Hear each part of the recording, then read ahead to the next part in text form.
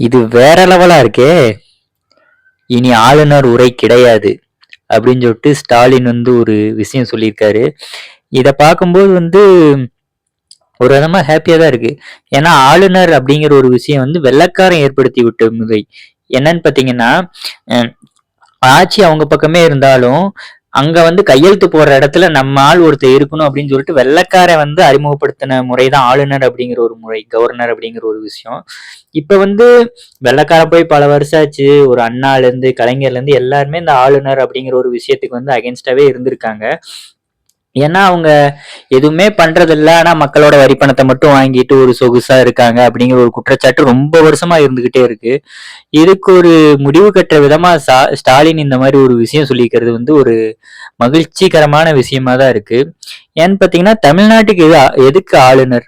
ஏன்னா சிஎம்னு ஒருத்தர் இருக்காரு, ஒவ்வொரு துறைக்கும் ஒரு சில அமைச்சர்கள் இருக்காங்க. அப்படி இருந்த ஆளுநர் அப்படிங்கிற ஒரு ஆள் வந்து எதுக்காக அப்படிங்கிற ஒரு கேள்வி வந்து ரொம்ப நாளா இருந்துகிட்டே தான் இருந்துச்சு. இனி ஆளுநர் உரை இருக்காது அப்படின்னு சொல்லிட்டு ஸ்டாலின் வந்து திட்டவட்டமா சொன்னதுல இன்னும் வந்து ஒரு சந்தோஷமான ஒரு விஷயமா தான் இருக்கு. வெயிட் பண்ணி பார்க்கலாம் இந்த திட்டம் எந்த அளவுக்கு போக போகுது அப்படின்னு சொல்லிட்டு.